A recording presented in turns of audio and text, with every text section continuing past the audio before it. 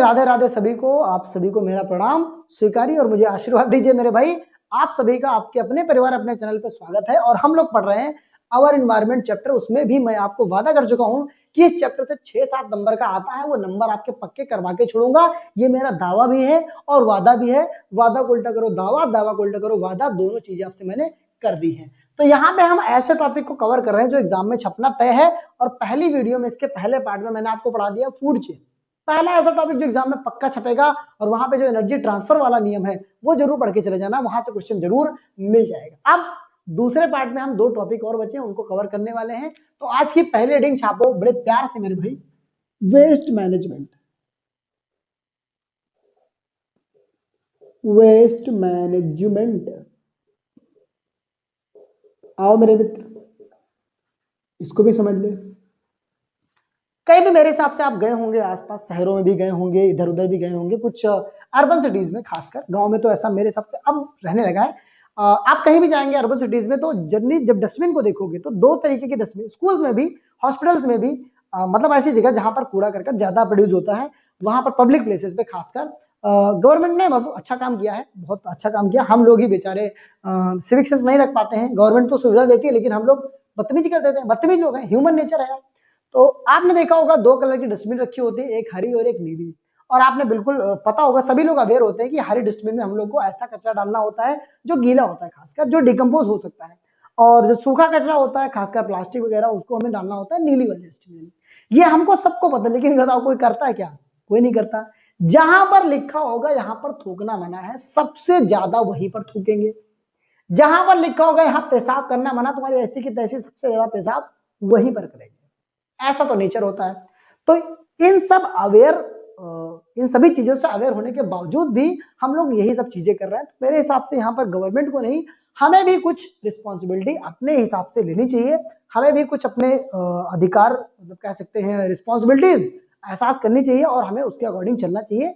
हमें थोड़ा बहुत अपनी तरफ से भी तो कंट्रीब्यूट करना चाहिए। हर चीज के लिए हम लोग गवर्नमेंट को दोष नहीं दे सकते। अपनी भी कुछ जिम्मेदारियां उसको भी फॉलो करनी चाहिए। और उसी में हम लोग पढ़ने वाले हैं वेस्ट मैनेजमेंट, कैसे हम लोग अपने आसपास का वेस्ट मैनेज कर सकते हैं और इससे कौन कौन से क्वेश्चन एग्जाम में बन सकते हैं। क्लियर है?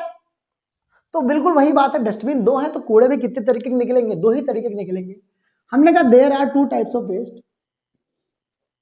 There are 2 types of waste generated from houses. बात समझ में आती है भैया? हाउसेस से, घरों से 2 तरीके के वेस्ट जनरेट हो सकते हैं। और आपने पढ़ा होगा गीला कचरा, सूखा कचरा। ऐसा कचरा जो पानी में या फिर थोड़े थोड़े बड़े बड़े सड़ जाता है, मिट्टी में मिल जाता है, वो हम लोग गीला कचरा कहते हैं। और जो सूखा कचरा है वो सड़ता नहीं, ऐसे ही पड़ा रहता है। तो हम अगर कैटेगराइज करें बायोलॉजिकल टर्म में दोनों को, तो हम कहेंगे पहला वाले कूड़े को हम बोलते हैं बायो, थोड़ा बड़ा लिखूं? ठीक है, थोड़ा बड़ा लिख देते हैं, बायो डिग्रेडेबल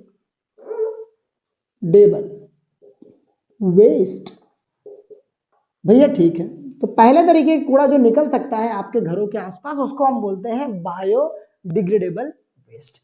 ऐसा वेस्ट जो बायोलॉजिकल प्रोसेस के द्वारा टूट जाए, डिकम्पोज हो जाए, मिट्टी में सड़ जाए, मिल जाए, इन्वायरमेंट में बचा खुचा ना रहे, इन्वायरमेंट को नुकसान ना पहुंचाए, उसी को बोलते हैं बायोडिग्रेडेबल वेस्ट। अगर मैं इसकी डेफिनेशन की बात करूं तो जो मैं पढ़ा रहा हूं आज उसको आना तय है, और जो मैं लिखवा रहा हूं उसको लिख लो, आना पक्का तय। इसलिए मैं इसमें कुछ छोटा नहीं करूंगा, जो आपको पेपर में लिखना है सारी चीजें मैं यहाँ पे लिखवा दे रहा हूँ। हमने क्या, बायोडिग्रेडेबल वेस्ट का मतलब हुआ the waste which cannot be, sorry can be, cannot नहीं, can be decomposed, गीला है ना, बायोडिग्रेडेबल है, तो decomposed by biological process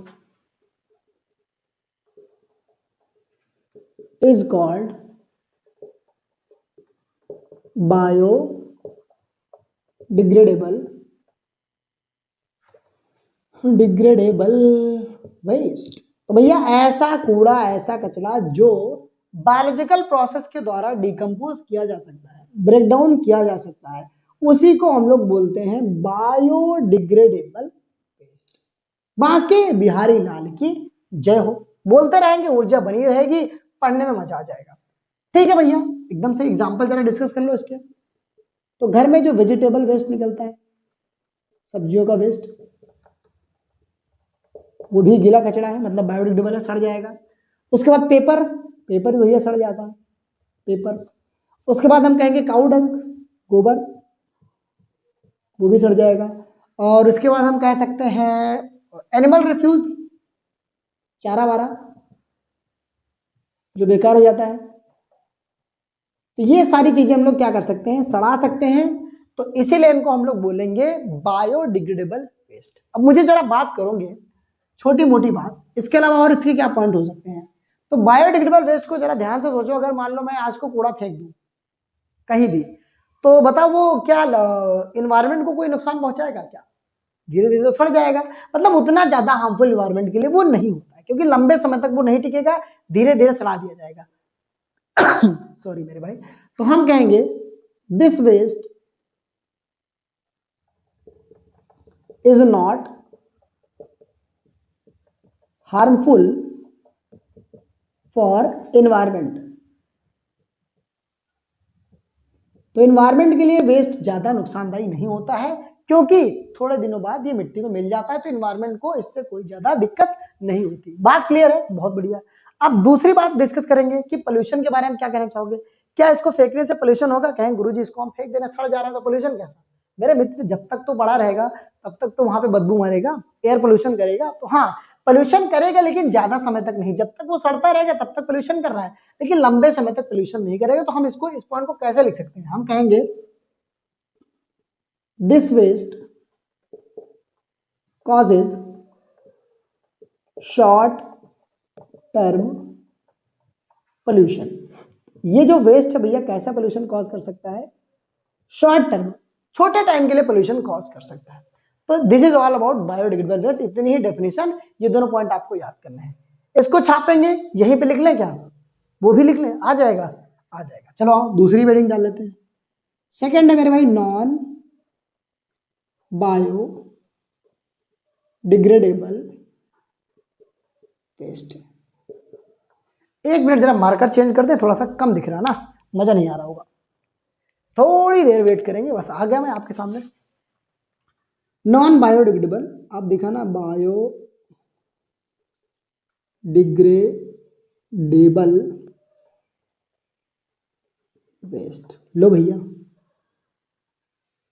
non biodegradable waste का मतलब क्या हो सकता है? जस्ट इसी का उल्टा, हम कहेंगे ऐसा कूड़ा जो डिकम्पोज हो जाए वो तो बायोडिग्रेडेबल है, और जो डिकम्पोज ना हो वही मेरे भाई नॉन बायोडिग्रेडेबल है। तो हम कहेंगे the waste which cannot be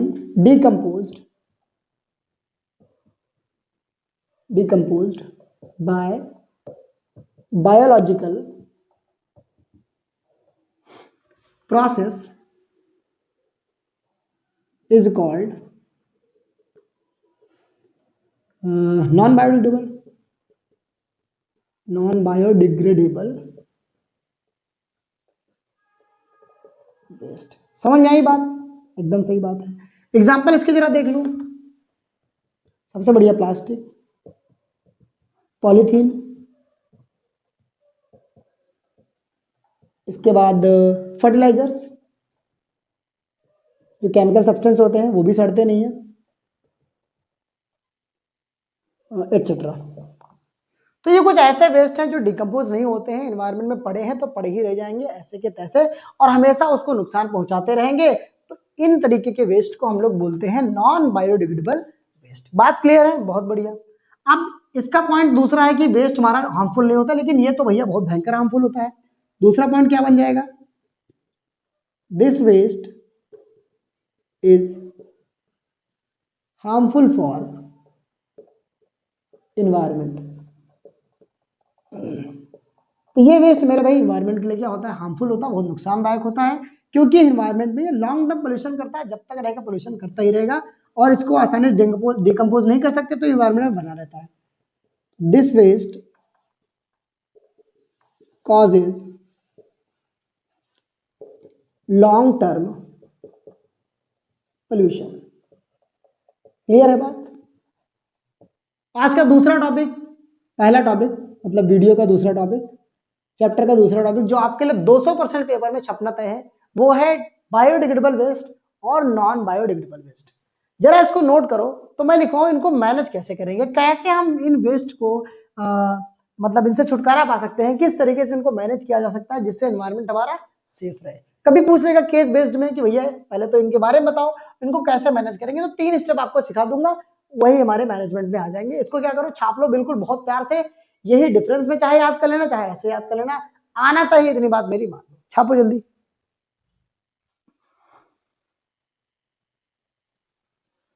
तो मेरे भाई आओ जरा बात कर लें वेस्ट मैनेजमेंट मेथड्स की, कि कौन कौन से ऐसे मेथड्स हैं जिनसे हम लोग वेस्ट को मैनेज कर सकते हैं, जो 2 तरीके का निकला हुआ है, बायोडिग्रेडेबल और नॉन बायोडिग्रेडेबल। तो मैं कहूंगा अगर इनसे मुझे छुटकारा पाना तो इनके मेनली आपको 3 मेथड याद करने होते, तो बहुत सारे हैं, मेनली 3 मेथड याद करने हैं। Number 1 is land filling. Land filling, Delhi के कूड़े के पहाड़ के बारे में तो सबने सुना ही होगा। अर्बन सिटीज में मैक्सिमम जब कूड़ा बहुत ज्यादा हो जाता है तो उससे छुटकारा पाने के लिए क्या होता है, सिटी के बाहर एक गड्ढा किया जाता है, बहुत मतलब गड्ढे टाइप का एरिया होता है, वहां पर कूड़े को फेंका जाता है, लगातार फेंकते रहते हैं और उसको सॉइल से ढक देते हैं। लेकिन दिल्ली में कूड़ा इतना ज्यादा हो गया था कि भाई ढकना इम्पॉसिबल है, उसने ही जमीन को ढक दिया, तो बन गया कूड़े का पहाड़। तो इसमें इस मेथड में क्या करते हैं, हम कहेंगे in this method non biodegradable, जो डिकम्पोज नहीं किया जा सकता, waste is buried in the soil outside, mostly कह सकते हैं अर्बन सिटीज में, अर्बन एरिया। बात समझ में आती है कि ऐसे कूड़े को जिसको हम लोग डिकम्पोज नहीं कर सकते तो नॉन बायोडिग्रेडेबल है, तो उससे छुटकारा पाने के लिए हम लोग उसको बाहर ले जाते हैं और सॉइल में क्या करते हैं, बरी कर देते हैं, ढक देते हैं, दफना देते हैं, उसका राम नाम सत्य कर देते हैं। उस तरीके के मेथड को हम लोग बोलते हैं land filling. The second method is recycling. सबने सुना होगा रिसाइकिल। अब जो पेपर हमारा वेस्ट हो जाता है इसको हम लोग भेज देंगे फैक्ट्री में, रिसाइकिल होकर फिर से नया पेपर बन के आ जाता है। प्लास्टिक को रिसाइकिल करके नए नए ऑब्जेक्ट जैसे बॉटल, बकेट, खिलौने भी बनाए जा सकते हैं। तो इस तरीके से ऐसे सॉलिड कूड़े जिनको हम लोग रिसाइकिल कर सकते हैं, उनको प्रोसेस करके फिर से नए नए ऑब्जेक्ट में कन्वर्ट किया जा सकता है, जिससे हम लोग कूड़े को फिर से यूजफुल आइटम्स में बदल सकते हैं। तो हम कहेंगे in this method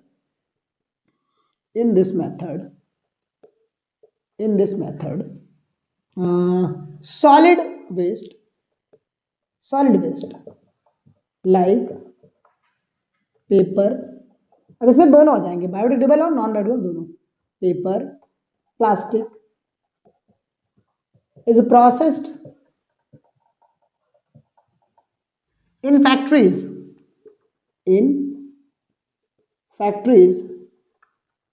and converted into, अब पेपर का क्या बन जाएगा, न्यू पेपर। बाकी प्लास्टिक के क्या बन जाएंगे, टॉयज बन जाएंगे, बकेट बन जाएगी, बाल्टी बन जाएगी, बॉटल्स बन जाएगी, जिंदाबाद ETC एटसेट्रा। ठीक है, तो ऐसा मेथड जिसमें हम लोग सॉलिड वेस्ट को क्या कर दें, रिसाइकिल कर दें, प्रोसेस कर दें, जिससे नए नए ऑब्जेक्ट बना सके, उसी को हम लोग बोलते हैं रिसाइकलिंग मेथड। तो दूसरा तरीका छुटकारा पाने का क्या है, रिसाइकिल करते हैं। तीसरा, नंबर 3 है कंपोस्टिंग। अब ऐसा कूड़ा जिसको हम सड़ा सकते हैं, जैसे कि बायोडिग्रेडेबल वेस्ट, उसको हम लोग क्या कर सकते हैं, किसी एरिया में ले जाए, एक जगह पर कुछ बना ले, धीरे धीरे उसको सड़ा करके हम लोग क्या बना सकते हैं, उससे खाद भी बना सकते हैं। उसी मेथड को बोलते हैं कंपोस्टिंग। छाप लेंगे यहाँ पे, हम कहेंगे in this method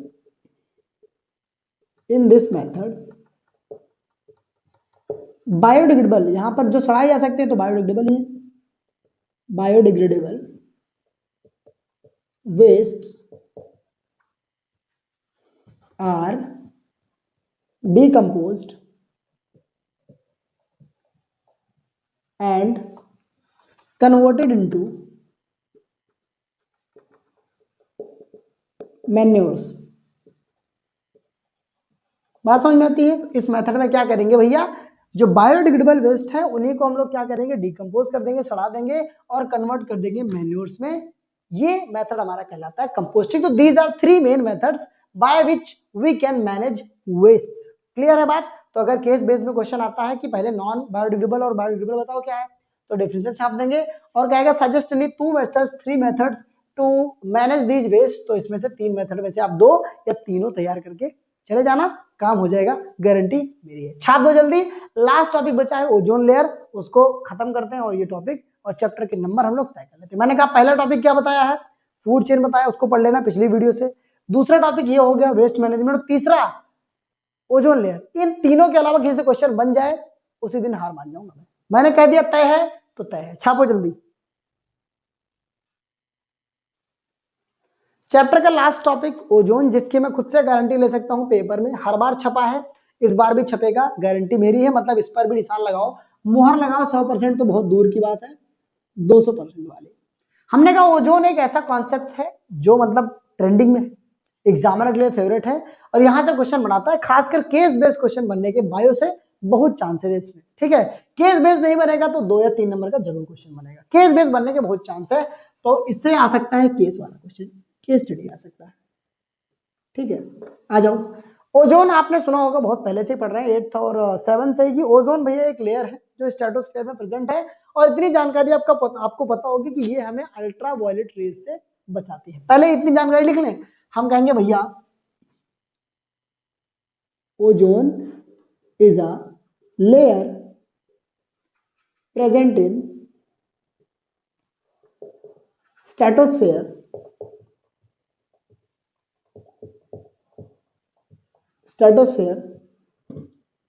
which protect us from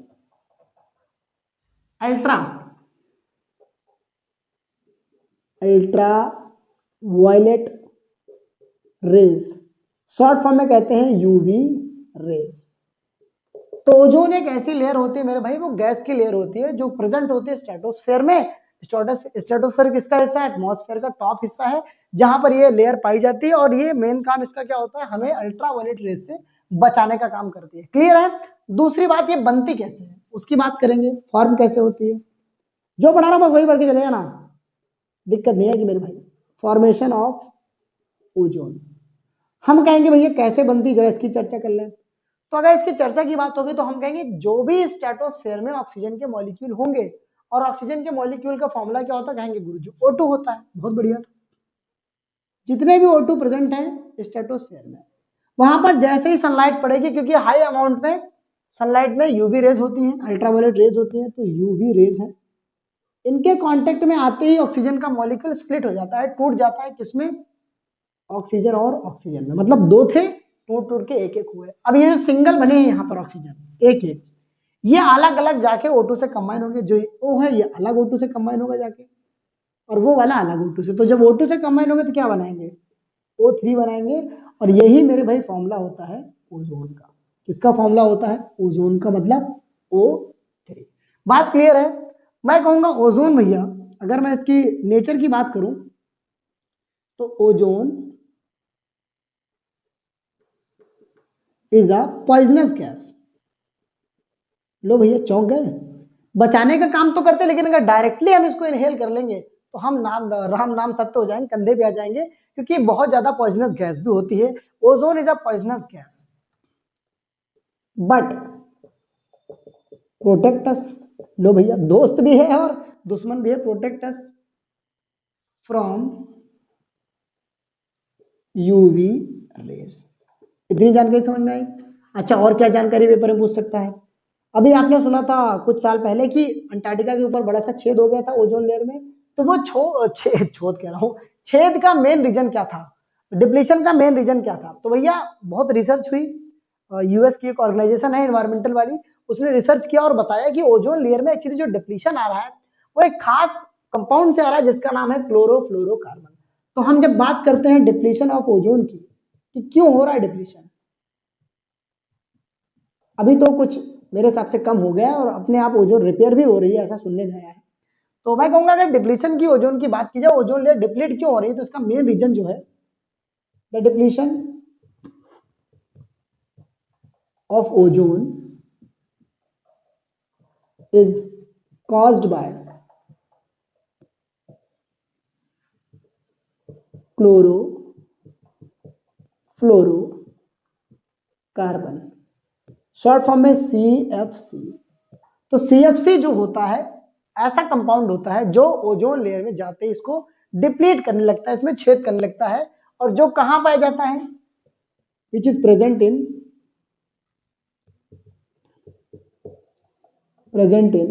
AC जो आपके घर में होती है, रेफ्रिजरेटर,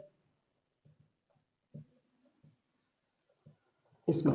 तो इससे सोल्यूशन क्या किया गवर्नमेंट ने, बहुत दिनों बाद इसमें सोल्यूशन क्या किया, सबको निर्देश दिया कि सारी कंपनीज अगर AC और रेफ्रिजरेटर बना रही हैं तो ये सुनिश्चित कर ले कि उसमें क्लोरोफ्लोरोकार्बन का यूज नहीं होना चाहिए, ये नहीं रिलीज होना चाहिए। तो इसका सोल्यूशन क्या बोला गया, सोल्यूशन ये बोला गया कि भैया CFC फ्री मतलब CFC ना होना चाहिए, CFC free refrigerators and AC, या तो कह सकते हैं और अदर डिवाइसेस। सारे डिवाइसेस में CFC नहीं निकलनी चाहिए, CFC फ्री होना चाहिए वो। क्यों? क्योंकि वो ओजोन लेयर को डिप्लीट करता है, और यही सोल्यूशन बताया गया। और अब मेरे हिसाब से जितनी भी AC बनती है, रेफ्रिजरेटर, उसमें अब क्लोरोफ्लोरोकार्बन नहीं रहता है, क्योंकि ये साफ निर्देश दे दिया गया। तो मैं कह रहा हूं कि 3 ही टॉपिक इस चैप्टर में आपको प्रिपेयर करने हैं। फूड चेन में एनर्जी ट्रांसफर कैसे होता है, उसके बाद मैंने कहा वेस्ट मैनेजमेंट, बायोडिग्रेडेबल और नॉन बायोडिग्रेडेबल, तीसरा टॉपिक ओजोन और ओजोन की डिप्लीशन। मैं कह रहा हूं इससे बाहर कोई क्वेश्चन आ नहीं सकता, ये मेरी गारंटी है। एग्जामिनर को इससे बाहर कुछ मिलने वाला नहीं है। जो भी मिलने वाला है इस वीडियो में मैंने सब कुछ खोद के आपके सामने रख दिया है। क्या करना है, रिवीजन कर लेना है। जो नोट्स में बनवाना है, मैंने यहाँ पे हट जाता हूँ, उसको आपको नोट्स बना लेना बहुत अच्छे से, एक एक चीज लिख के रिवीजन कर लेना है। सारी चीजों को कनेक्ट करके पढ़ेंगे, याद हो जाएगा। श्री बांकी बहरलाल की जय हो, राधे राधे। मिलेंगे अगली वीडियो में, और इसकी कॉम्पिटेंसी बेस्ड वीडियो भी जल्दी आ जाएगी। तब तक के लिए इंतजार करिए। धन्यवाद, और भाई का साथ देते रहिए, बस यूं ही मोटिवेशन बना रहेगा, ऊर्जा यही रहेगी। इतने ही मन से आपको पढ़ाता रहूंगा। धन्यवाद, जय हिंद, जय भारत।